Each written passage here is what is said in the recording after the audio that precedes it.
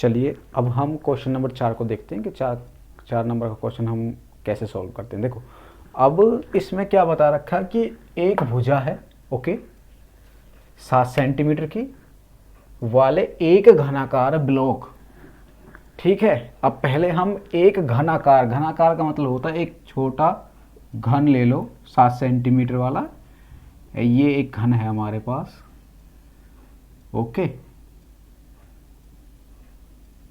ये हमारे पास एक घन है, ठीक है। यहाँ तक आया बात समझ में। जब इसकी भुजा बता दी हमें a बराबर 7 सेंटीमीटर है, तो सारी भुजा कितनी है 7 सेंटीमीटर की, ये भी कितनी है 7 सेंटीमीटर की, ओके। क्योंकि घन की सारी भुजाएं समान होती इसलिए उसे घन कहा जाता है। चलो अब आगे पढ़ते हैं। ब्लॉक, यहाँ तक हमने पढ़ लिया, ब्लॉक बना ली। ब्लॉक के ऊपर एक अर्धगोला रखा हुआ है। देखो अगर मैं इसके ऊपर एक अर्धगोला, देखो ये मैंने अर्धगोला रख दिया इसके ऊपर, ये मान कर रख लो, मैंने इसके ऊपर एक अर्धगोला रख दिया। अब इसकी जो आर होगी, जरा खुद दिमाग लगाइए, इसकी जो आर होगी या फिर इसकी जो व्यास होगा, सबसे अधिकतम व्यास वाला अर्धगोला कौन सा आ सकता है इसके ऊपर?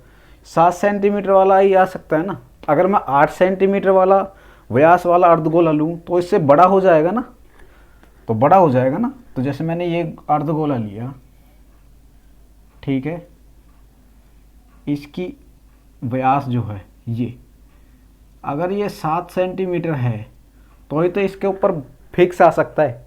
अगर मैं छोटा रखूँगा, 6 सेंटीमीटर ले लेता हूँ, यहाँ पर 6 सेंटीमीटर ले लेता हूँ, तो ये छोटा रह जाएगा इससे, है ना। अब पूछा क्या है, अब देखो इसमें अर्धगोले का अधिकतम व्यास, अधिकतम व्यास, अधिकतम व्यास कितना हो सकता है 7 सेंटीमीटर, क्योंकि जो हमारा जो ये क्यूब है, ये अपना घनाकार जो ब्लॉक है क्यूब, वो उसकी भुजाई 7 सेंटीमीटर है, चौड़ाई जो है, चौड़ाई लंबाई जो है वो 7 सेंटीमीटर है, उससे ज़्यादा का नहीं आ सकता। तो हम कैसे लिखेंगे, हम उत्तर में लिखेंगे जब घन की भुजा बराबर 7 सेंटीमीटर है तो अर्ध गोले का अधिकतम व्यास बराबर 7 सेंटीमीटर।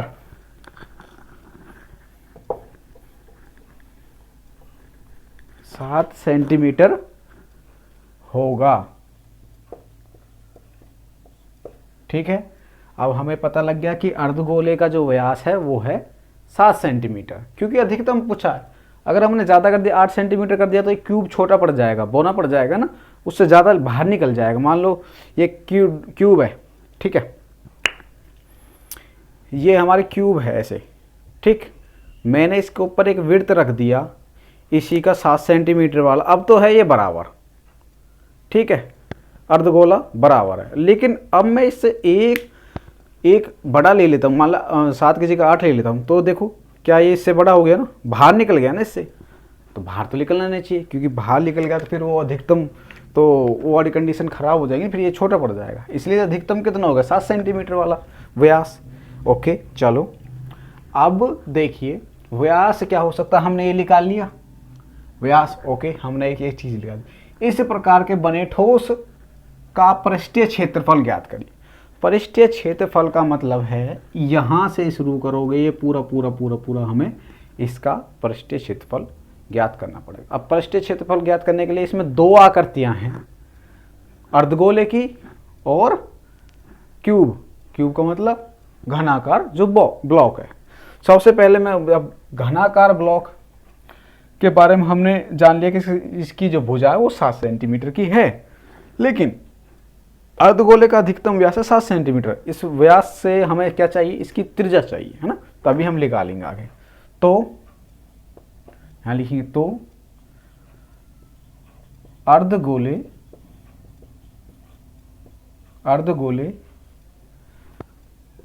की त्रिज्या बराबर, देखिए जब व्यास 7 सेंटीमीटर है तो त्रिज्या निकालने का फॉर्मूला क्या होता है, व्यास के बटे 2 करते हैं। तो हम लिखेंगे व्यास बटे 2। हमारे पास क्या है, व्यास 7 सेंटीमीटर और बटे में 2। या फिर हम इसे ऐसे भी लिख सकते हैं 3.5। अब ये 3.5 कहाँ से है, वो देखो 7 है, 2 से भाग दिया इस वाले 2 से, ठीक है, 2 से भाग दो, 2 3 6, 1 बचा। ओके, 2 से नहीं जा सकता क्योंकि 1 है छोटा इससे, तो हम क्या लेंगे, 10 और यहाँ पर एक पॉइंट लगा देंगे, ठीक है, 0 पॉइंट, यहाँ पर 10 ले लिया, यहाँ पर 0 लगा दिए, 2 पंजे 10, ठीक है, आया ना, 3.5। और किस में है, सेंटीमीटर में, तो यहाँ पे भी सेंटीमीटर। ओके, यहाँ तक आया समझ में। अब इसको आगे चलते हैं। अब हमारे पास क्वेश्चन में क्या बोल रहा है कि बने ठोस का पृष्ठीय क्षेत्रफल, तो ठोस का पृष्ठीय क्षेत्रफल बराबर है इसका पृष्ठीय क्षेत्रफल, है ना, अर्धगोले का, अर्धगोले का पृष्ठीय क्षेत्रफल प्लस में ये जो क्यूब है, ठीक है, घनाकार ब्लॉक है, उसका घनाकार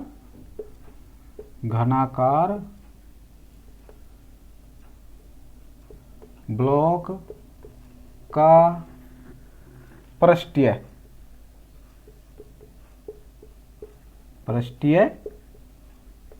क्षेत्रफल।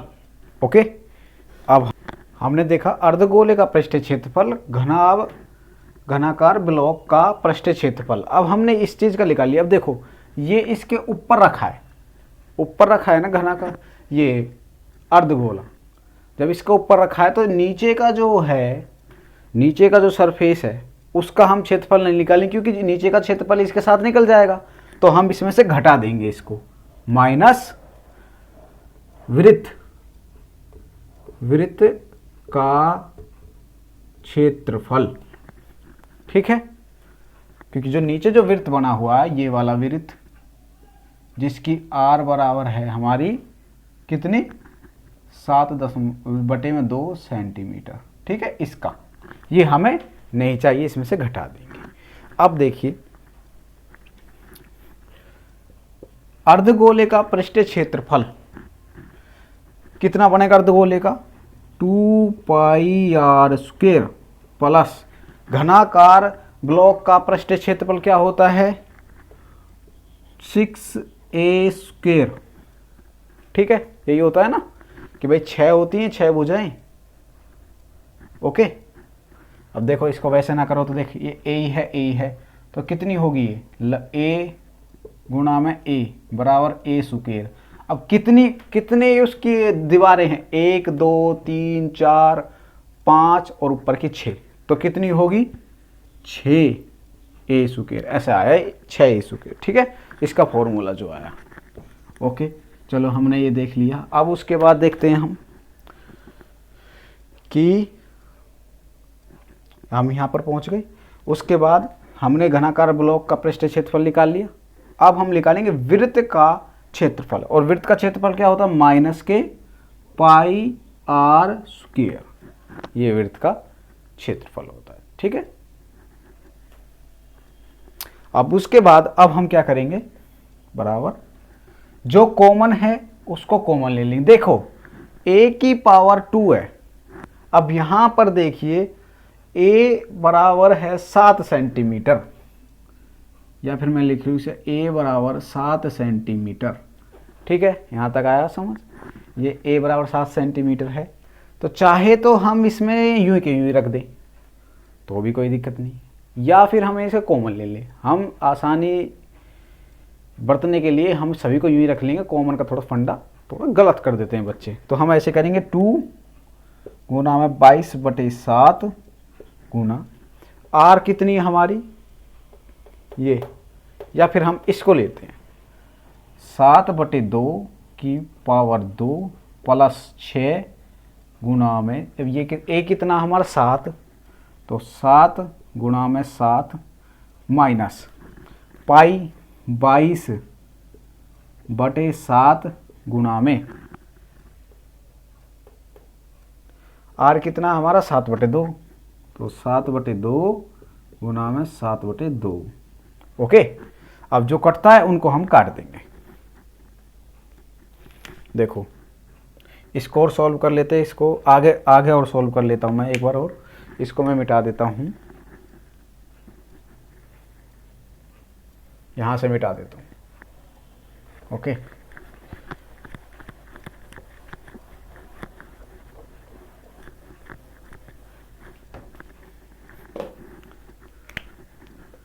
दो गुना में 22/7,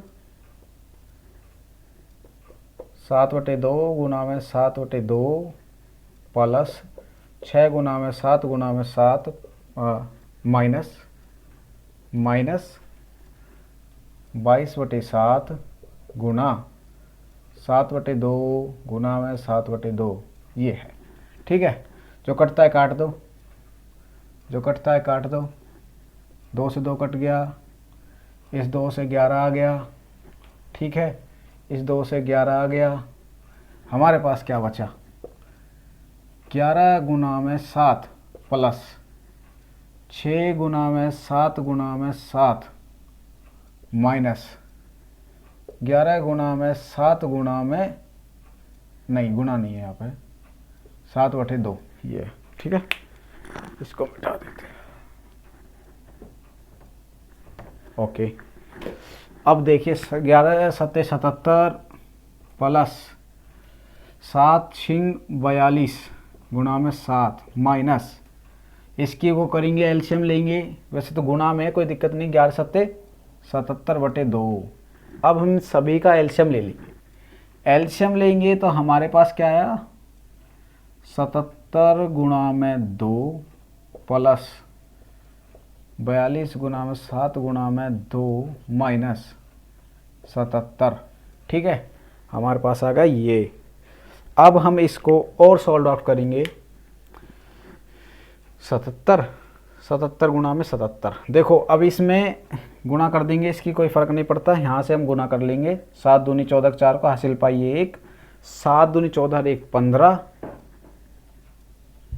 माइनस प्लस ही कर लेता हूँ, फिर बाद में बच्चे थोड़ा गुमराह हो जाते हैं। 7 दूनी 14 और 42 गुणा में 14, तो करो 14 दूनी 28 का 8 का 2 हासिल, 14 दूनी 28 दूनी 56, 56 का 6 का 5 हासिल, 56 और 2 58 588। थोड़ा दोबारा करके देख लेता हूँ, 14 दूनी 28 का 8 का 2 हासिल, 14 चौका 56 57 58। ठीक है, माइनस 77 बटे में 2। ओके, अब हम इसमें से घटा लेंगे, इसको यहाँ से मिटा रहा हूँ इसको।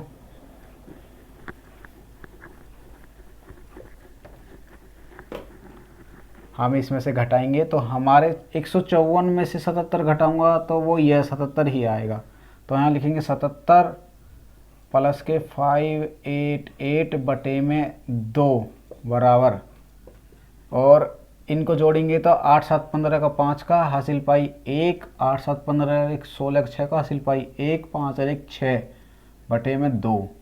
अब इसको भाग करेंगे, 2 2 तिया 6, 2 तिये 6, 2 दूनी 4, बचा 1 पॉइंट आ गया, 2 पंजे 10 सेंटीमीटर है ना, सेंटीमीटर स्क्वायर। क्या आया हमारा ये, ये क्या है हमारा, ये उत्तर आ गया। हमें क्या पूछा था, ठोस का पृष्ठीय क्षेत्रफल। तो हम क्या लिख सकते हैं इसको,